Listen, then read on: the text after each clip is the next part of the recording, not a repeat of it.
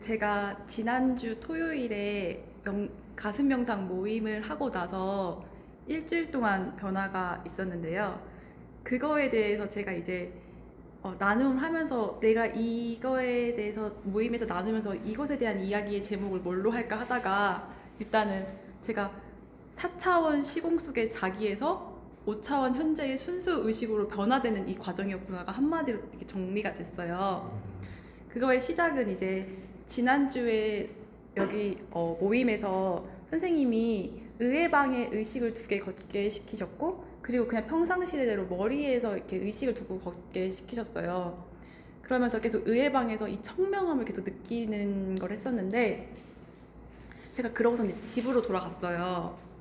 근데 갑자기 제가 예전에 책에 구절을 써놓은 게 번뜩 생각이 나는 거예요. 그 구절을 읽어드리면, 경험적으로 보면 사고, 느낌, 이미지, 기억들이 끝없이 줄지어 알무로 들어온다고 진술할 수 있을 뿐이다. 근데 갑자기 딱 이 문장이 저한테도 놀라움으로 되면서 마음이라는 게 실체가 없구나. 맞아. 그때 의회방에서 뒀을 때의 느낌이 더 생생해지면서 사고, 느낌, 이미지, 기억이 줄줄이 그냥 어떤 공간 안에서 올라오고 있어 라는 게 저한테 그게 관찰자처럼 딱 보여지는 게 캐치가 됐었어요. 그래서 저는 그러다가 그거를 어떻게 생각했냐면은, 제가 사진을 보여드리면 이게 저잖아요, 이게. 근데 이게 다른 게 아니라 이게 저예요, 그냥 사진. 근데 이 안에 실체가 나는 뒤에 붙은 나는 누구다, 제 이름, 나는 누구다, 요건 거예요. 이게 뭐냐면은 언어를 가지고 끝없이 이야기하는 이 목소리, 나는 누구다, 이거가 항상 같이 있었는데 나는 누구다, 이 몸속에서 계속 울리는 내 안의 목소리가 이렇게 보이면서 그날 선생님이 말씀하신 생각이 났어요. 뭐였냐면은, 우리의 뇌는 파충류대, 1층 내 포유류뇌, 2층 내, 3층 내 영장류뇌가 있는데, 네 번째에 내가 가슴에 있고, 생각, 감정이 2, 3층 내는 결국 파충류뇌, 이 생존을 담당하는 파충류뇌의 종목이 될 수밖에 없다. 이 얘기를 하셨고, 결국 파충류뇌에는 그 핵심 기능이 생존이잖아요. 그러면서 제가 든 생각은, 맞아, 생존, 맞아. 그러니까 계속 몸이 나이고 내 생존이 중요하고 항상 생존에 매달리고 있는 내가 느껴지는 거예요. 그러니까 몸이 나라는 이 동일시가 계속 있고, 맞아, 이러면서. 근데 선생님 그때 말씀하셨던 거는, 중요한 거는 영장류 내에서 질문을 했다라는 게 중요하다고 하셨어요. 그게 바로 나는 누구인가라는 질문이었는데, 전에 선생님이 계속 양자역학을 설명하시면서 빅뱅에서부터 우리 이 뇌가 생기는 나는 누구인가라는 이 생각의 출현까지 그 설명하셨던 게 너무나 신비로운 거예요. 빅뱅 딱 생긴 이후에 양성자가 생기고, 전자 결합해서 수소원자 생기고, 별이 탄생하고, 태양계 생기고, 선생님 아메바 생기고, 신경계도 만들어지고 쭉쭉쭉 왔더니 결국에는 인간이라는 이 생각의 출현 있잖아요. 언어를 가진 존재, 나는 누구인가, 이 질문을 했다는 거. 갑자기 이 모든 게 제 존재의 기원이 거기서부터 딱 정말로 이게 몸에서부터 너무 놀라움으로 올라왔어요. 그러면서 결국 나는 누구인가라는 이 질문을 인류가 했다는 게 이 영장류 내의 핵심이라고 하셨는데, 근데 그 답은 우리 3층에서 찾을 수 없다고 하셨거든요. 그 답은 바로 네 번째 뇌인 이 가슴에서 찾을 수 있다, 이 말을 하셨어요. 근데 집에 돌아와서 이게 제가 사유적으로는 어떻게 됐냐면, 맞아, 맞아, 나는 누구인가 하면서, 그렇다면은 우리는 머리의 생각이 계속 이 머리의 생각 속에 사는데, 선생님이 자꾸 가슴의 느낌으로 내려오라고 하셨잖아요. 그래서 선생님이 쓰신 책의 구절을 다시 읽어봤어요. 거기서는 머리의 생각은 시간의 흐름에 따라 진행된다. 과거와 미래와 과거로 오간다. 생각으로는 현재, 그러니까 지금 여기에 들어갈 수 없고, 가슴의 느낌, 이 느낌은 현재인 지금 여기로 들어간다라는 이 구절을 보면서, 머리의 생각 속에서는 맞아, 계속 인과가 있고 시간이 있고 끝없는 연속의 흐름만 있는 거예요. 인과, 연속, 계속 시간. 근데 가슴의 느낌은 현재, 이렇게 이어지면서 이게 선생님이 설명하셨던 양자 물리학에서 뉴턴의 교전 물리학에서 양자역학으로 이 바뀌는 그 포인트잖아요. 세상의 패러다임이 바뀌는 거. 그러니까 이것도 똑같이 뉴턴의 고전 물리학도 인과가 있는 세계고 시간이 있고 계속 연속인데 양자 물리학의 세계에서는 가슴의 느낌의 이 전환처럼 여기서는 그게 측정하는 순간 입자로 결정되지 어떤 인과가 있는 게 아니잖아요. 양자 물리학의 세계에서는. 그러니까 인과에서 확률로 이 세상의 패러다임이 바뀌었잖아요. 근데 그게 뭐? 그까지 생각이 드는 거예요. 근데 그래 세상의 패러다임이 바뀌었어. 근데 내 실존, 이 실상이랑 무슨 상관이야? 이러는 거예요. 질문이. 근데 너무 상관이 있다고 그 순간 느꼈던 것 같아요. 인과에서 확률로 변했다는 거. 인과에서 확률? 이러면서 그러면 이제까지 내가 생각했던 건 나는 과거에 이런 일이 겪었기 때문에 현재 이런 거야. 이게 거짓이라는 거잖아요. 측정하는 순간 입자로 결정되니까. 그래서 이게 만약에 나의 현재 삶에 적용한다면 어떻게 바뀌지라고 보니까 만약에 내가 어린 시절 이런 상처로 인해서 이게 전에 발생한 A라는 사건이라면은 현재 내가 힘들고 불행한 게 지금 현재라는 나의 이 상황에 비면은 A 때문에 B가 될 수 없다는 거잖아요. 여기 양자역학의 관점에서는.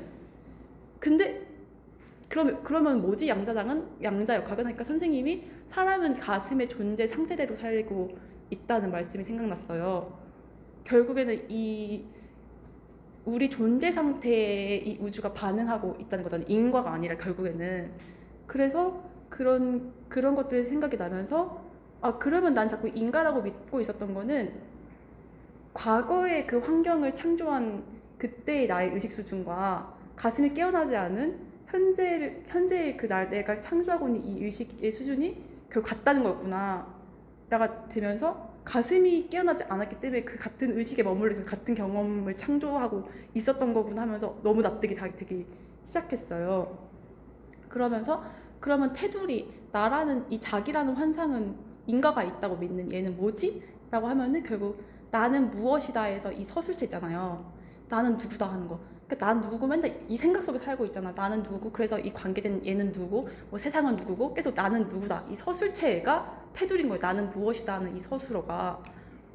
그러면서 이 자아는 결국에는 만들어진 게 어디서 만들어졌냐면은 환경과의 관계에서 만들어지는데 첫 번째는 가족과의 관계고 그게 부모님과의 관계에서 만들어지잖아요. 자아라는 개념이. 그래서 나는 부모님의 반영을 받고 자라는 존재잖아요. 아이는. 그러면은 그때 당시에 관찰자는 나한테 부모였고 그 부모의 관찰자의 시선에서 나는 측정 대상이잖아. 마치 관찰자와 측정 대상이 있으면 그러면은 부모님이 관찰자고 측정 대상은 어린 아이인 나였어요. 그러니까 부모님의 눈이 관찰자고 측정 대상으로 나. 이게 바로 내 무의식이 있던 거예요. 부모님의 눈으로 너는 누구야라는 말을 들었던 것과 그거에 대한 자기의 느낌. 이게 결국 나라는 자기의 전부였던 건 거예요. 이 무의식이. 그래서 결국 나는 무엇이다. 나는 땡땡땡이다. 선생님 이름 붙이고 나는 홍옥이다 하는 이게 결국 그것들의 정체였고 근데 이것들이 결국 선생님이 말하시는 전기신호와 자기장으로 환원되면서 자기라는 환상을 이렇게 유지하고 있는 거예요. 이게 머릿속에서 플러스 마이너스가 돌아가는 거고 이 플러스 마이너스의 전기신호가 몸에서 감정의 느낌을 일으키는데 근데 이게 난 거라는 게 이게 보이는 거예요. 그래서 결국에는 인간은 의식이 깨어나기 전까지 내가 신념 체계로 나는 무엇이다 라고 하는 그 자기에 대한 믿음 수준이 과거와 늘 동일하게 현재도 같은 동일한 환경을 창조하고 산다는 게 갑자기 느껴지는 거예요. 근데 이 모든 알아차림이 이 경계, 나라는 테두리 경계 밖에서 이게 지금 보여지기 시작하는 거예요. 그러면서 인과 4차원은 결국 시간과 공간 이 시공인데 4차원 시공 속에 이 자기라는 게 그 뒤에 있는 내가 너무 이렇게 보여지면서 절대로 놓을 수 없던 것들이 너무나 이렇게 놓아지는 그냥 그런 게 오면서 내가 4차원인 내가 나를 절대로 아무리 이렇게 책에서도 놓아버림이라는 얘기를 많이 들었었는데 4차원의 자기 내 생각은 이렇고 느낌은 이렇고 내가 지금 어떻고 인지는 사람은 다 누구나 할 수 있는데 그 의식이 깨어서 뒤에서 나를 바라다보는 존재가 없으면은 인지는 하고 다 지각은 하는데 나를 바라다보는 존재가 있을 때 이 앞에 있는 것들이 내가 붙들고 있는 이 나라는 게 놓아질 수 있는 게 갑자기 이게 체득이 되는 거예요. 그래서 그게 진실이 아니고 하나의 환상이라는 것들이 너무너무 그냥 너무너무 선명하고 감탄처럼 보여지기 시작하는 거예요. 그러면서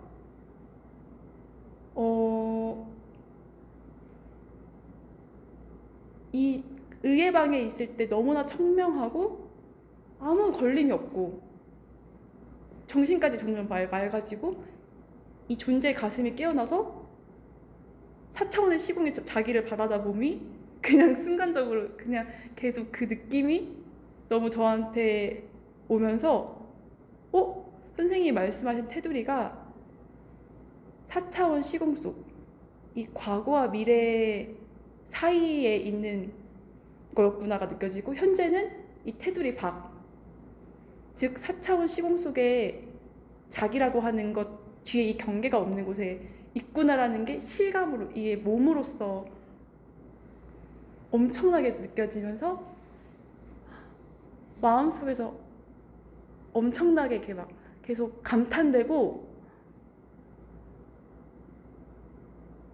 한없는 놀라움과 한없는 경이와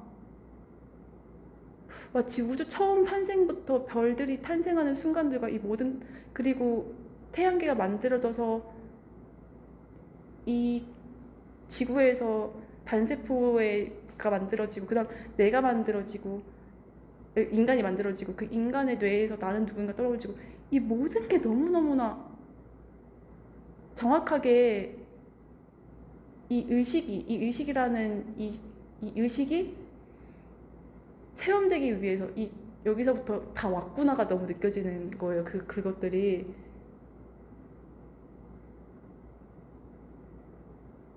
네, 그래서 항상 책에서만 봤던 것들이 현존하는 거, 현재 의식, 그리고 4차원이 아닌 그 5차원 이 여기구나라는 게 그냥 엄청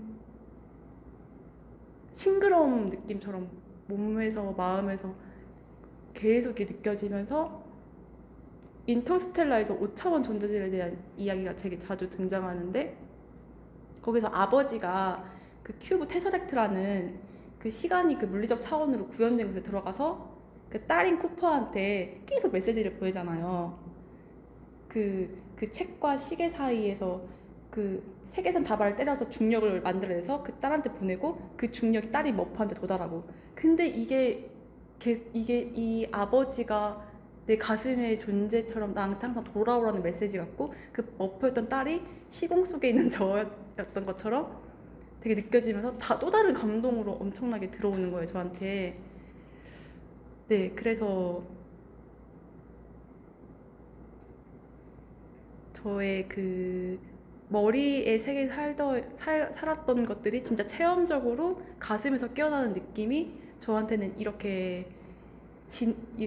이렇게 일주일 동안 이렇게 하나의 괴로서 맞춰지듯이 경험되어졌어요. 네.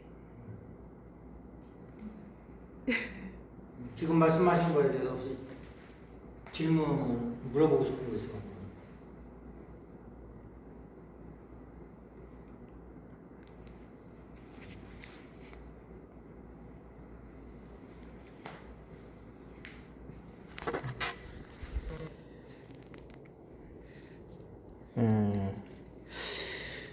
지금 한마디로 얘기하면 이제 의식이 상승되었던 거고, 그런데 이제 그 상승된 의식에서 옛날에 이제 나의 의식을 바라봤을 때, 이제 그 에고의 그런 어떤 그 생존에 관련된 그 범위 안에서 내가 울고 웃으면서 있었구나 하는 걸 이제 바라봤다는 거거든요. 그랬을 적에 이제 지금 얘기한 스타일은 약간 이제 영성 쪽에 이제 그런 식으로 이제 풀어낸 거고, 이거를 이제 똑같은 내용을 불교식으로 풀어내면 이렇게도 볼 수 있거든요.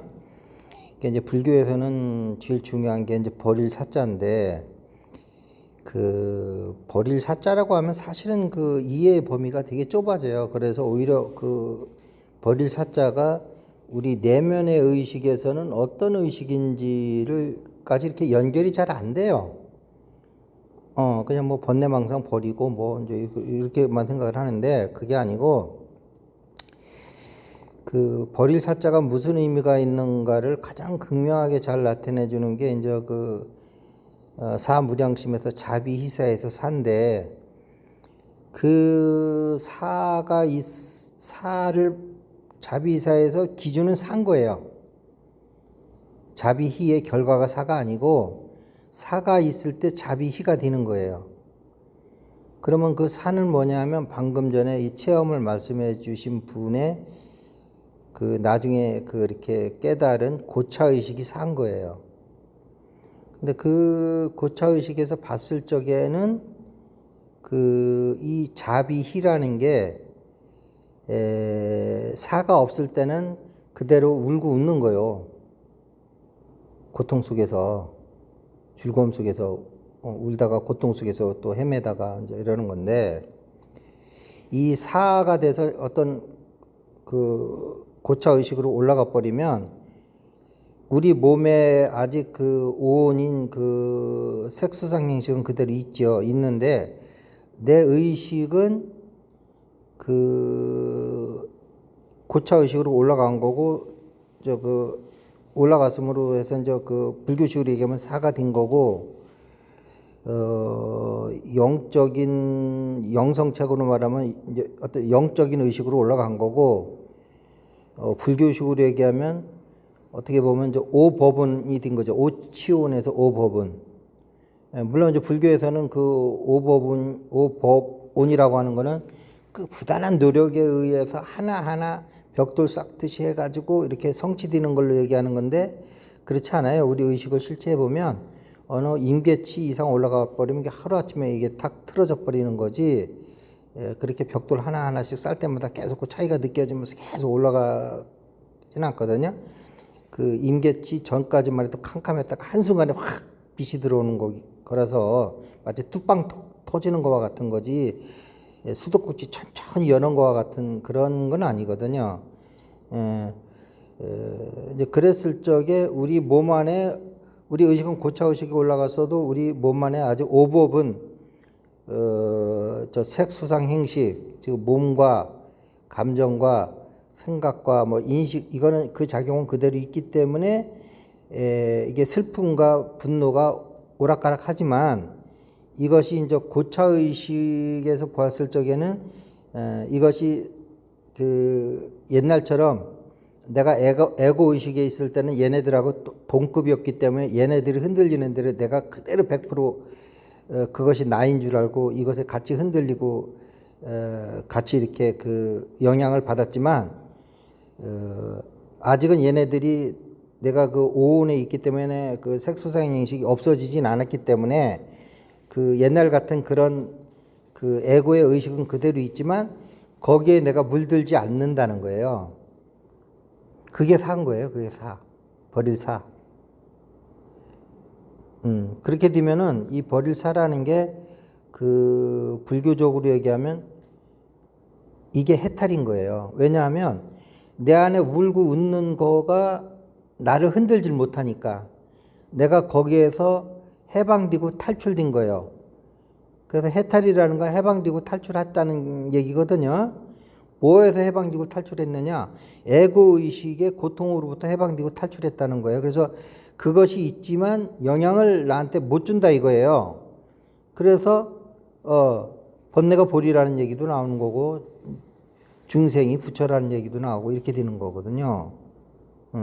이것이 진정한 의미에서 그 자비희사고, 오늘 원래 이제 주제가 이제 그 자비희사, 이제 그 사무량심 주제이기도 한데 그때 그 사라는 거는 우리 지금 이분이 얘기하신 그러한 의식이 상승돼 있어서 에고 의식으로부터 영향을 안 받고 그래서 그것이 그냥 그 아랫동네에 일어나는 일처럼 바라 보일 수 있는 그래서 거기서부터 해방되고 탈출하는 느낌 그것이 이제 해탈인 거고 그것을 내가 그 해탈이 됐구나 하는 거를 그 해탈지견이라고 풀이할 수도 있고 또 하나 해탈지견에 대한 풀이는 이제 이게 불교도 아주 교리가 뭐 이렇게 누가 이거다 하고 딱 최종적으로 확정된 게 아니고 이렇게 발달되어 왔기 때문에 이제 교리도 이제 여러 가지가 있는데 또 하나 해탈지견은 그로부터 일어나는 모든 그 지견은 이제 에고의 지견이 아니라는 의미에서 이제 해탈지견이라고 풀이하는 것도 있어요. 그런데 이제 그래서 해탈이라는 것도 에고 의식이 있기 때문에 내가 해탈된 걸 아는 거예요. 옛날에는 거기에 같이 휩쓸려 다녔는데 얘네들이 일어나는데 내가 거기에서 영향을 안 받아. 이런 말을 이제 그 불교에서는 법구경 같은 데서 뭐라고 그러냐면 그물에 걸리지 않는 바람처럼 무쇠 뿔처럼 혼자서 가라 이 뜻이거든요. 이게 그물이 있는데 걸리질 않아. 바람은 그냥 통과해 버려. 그러니까 그물이 있다는 건 뭐예요? 우리 안에 성질과 분노 같은 것이 있다 이거예요. 그러니까 그 있다는 거는 우리 안에 아직 오온이 있다는 건데 거기에 걸리질 않는다. 걸리지 않는 게 해탈이거든요. 뭐 해탈을 어렵게 생각할 거 없이. 그러면 그 해탈된 의식, 걸리지 않는 의식 속으로 들어가서 그 의식과 하나가 돼서 향유되는 게 그게 열반이요. 어렵게 생각하시면 안 된다고.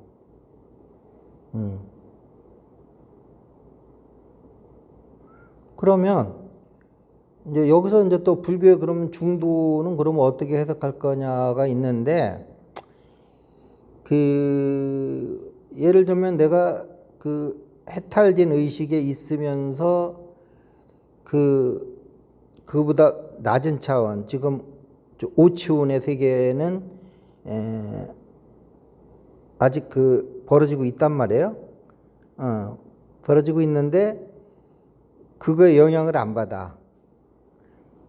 그러면 이 해탈된 의식은 그 영성적으로 표현하면 이거 이론성 세계거든요. 이론성 세계. 그 다음에 해탈되지 않은 아직 에고 의식에서 계속 내 안에 일어나고 있는 이것은 이원성 세계고. 그래서 내 의식이 이론성으로 가지도 않고 이원성에 있지도 않고 또 달리 말하면 두 개를 다 포함하는 그 속에 있으면서도 얘한테 걸리지 않으면서 점차적으로는 이 에고 의식을 이 해탈 의식으로 끌어올리는 작업. 이게 중도에서 가능한 거예요. 중도에 있을 때 이 해탈된 의식과 해탈되지 않은 의식 이걸 두 개를 다 포함하는 게 중도인데 중도라는 것도 불교에서도 이게 아까도 얘기했듯이 교리가 계속 발전되어 오기 때문에 중도라는 뭐 쌍차 쌍조라든지 뭐 여러 가지 표현이 있는데 이 정도로 이제 이게 에고에 걸리지 않는 그물에 걸리지 않는 바람이 든 의식을 갖고 있으신 분의 입장에서 얘기하면 이 두 가지 의식이 다 있는 게 중도요. 중도인데 이렇게 되면 걸리지 않는 의식을 가지고 이 그물에 걸려 있는 의식을 하나씩 이렇게 해탈된 의식으로 끌어올리는 것. 즉 오치운을 오버분으로 이렇게 전환시키는 작업. 요게 바로 점수거든요. 그런 거니까 우리 깨달음이라고 하는 거는 어떤 임계치에 다다르기 전까지는 바로 0.001초 전까지도 까마득한 어둠 속에 있다가 또 임계치를 넘은 순간에 빛이 확 들어오는 거거든. 지금 이분도 이제 일순간에 이제 어떤 광명의 세계가 드러난 건데 광명의 세계 하면 너무 이제 현학적인 표현이고, 즉 이제 그 에고 의식에 걸리지 않는 의식이 이제 드러난 건데, 이 의식을 깨닫는 건 도노야. 갑자기 탁 어떻게 보면 갑자기라는 할 수는 없어요. 인과로 보면은 계속 노력을 했기 때문에 임계치에 간 거고 임계치를 넘어선 거기 때문에 인과지만, 어떤 그 현상이 나타나는 시점에서 보면 일순간에 확 뒤집어지기 때문에 그걸 이제 도노라고 하는 거지. 근데 그 노력한 거를 보면 오랜 시간에 걸쳐 노력했기 때문에 결과로 얘기하면 결국 도노라고 할 수는 없어요. 그렇지만 어쨌든 공부는 뭐 일주일 내내 했지만 시험 봐서 100점 선생님 때 누구 100점 하는 거는 그 순간 딱 한순간에 이제 결정되는 거기 때문에 이제 도노라고 하는 거고, 그다음에 이제 점수라고 하는 것은 의식은 깨어나서 이렇게 그 전체성 의식에 가 있지만 아직 몸뚱이로 살고 있는데 에고는 부분 의식으로 살고 있기 때문에 얘를 이제 전체 의식으로 끌어올리는 작업을 계속 해줘야 되거든요. 영향은 안 받지만 해줘야 되는 거예요. 예. 이게 점수인 거예요. 그러면 이제 불교에서 봤을 적에 이 그 영향을 안 받는 에고 의식의 영향이 안 받는 세계는 이거를 무루라고 하는 거예요. 무루. 우리 모임 중에서도 무루라고 하는 닉네임을 쓰시는 분이 계시잖아요. 요걸 얘기하는 거야. 그 다음에 에고 의식은 이게 유루인 거예요. 유루.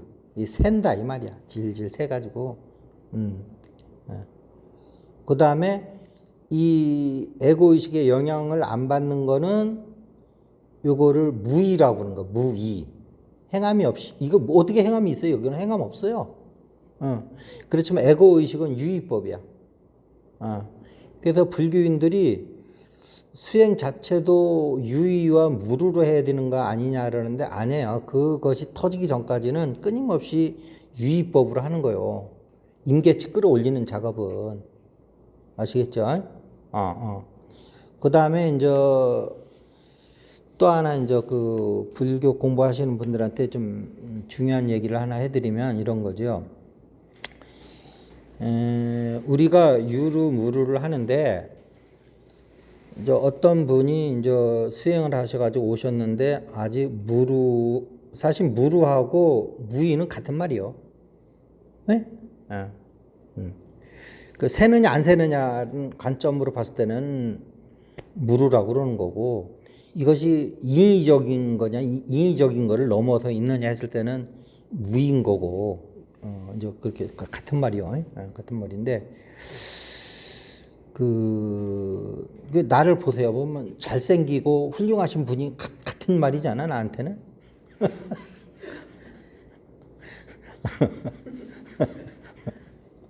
내가 얘기하는 것도 좀 미안하네. 예를 들어도 이렇게 들면 안 되겠네. 다음부터. 어쨌든 같다는 표현이요 그게. 그러면 이게 뭐냐면 어떤 분 수행 동안과 하안거를 뭐 30년 했는데 아직도 이렇게 자기 의지로서 무루와 무의법의 세계를 이렇게 드러내지 못했을 때 어떤 방편을 써서 이렇게 잠깐 드러내 준다고요. 그럼 방편은 유의요. 방편이 무의가 될 수는 없어요. 근데 그 방편의 유의의 방편을 가지고 무루의 세계를 보여주기 위한 거죠.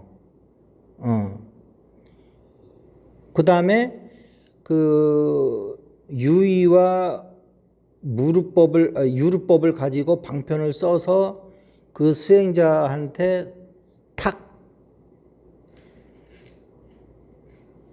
무의 의식을 탁 드러내줬을 때, 즉 걸림이 없는 의식을 드러내줬을 때, 즉 해탈한 의식을 잠깐 드러내줬을 때, 그러면 이제 그 수행자한테는 뭐가 되는 거냐면 이거구나 하면서 드디어 이제 어떤 수행의 방향성이 정해지는 거예요. 아시겠죠? 그래서 선생은 그 방편을 써서 그 수행자가 드러내지 못하고 있는 무루와 무의의 세계를 탁 드러내주고, 그러면 이 수행자는 이거였네. 이거 옛날에 내가 몇 번 왔다 갔다 한 것 같은데 이제는 내 의지로서 이 세계에 들어오려면 얼마든지 들어올 수가 있게 되는 거예요. 선생이 알려준 방편을 가지고. 근데 선생이 알려준 방편은 유의법이요. 그렇지만 그걸 행했을 때 무의의 세계가 드러나는 거예요. 그러면 이 수행자는 이제 그다음부터는 계속 선생이 알려준 방편을 가지고 계속 무의의 세계를 확장시켜 나가는 거예요. 그러다가 어느 순간이 되면 이제 이 유의법을 버린다 하더라도 무의법이 항상 여여하게 이제 자기한테 드러나는 거예요.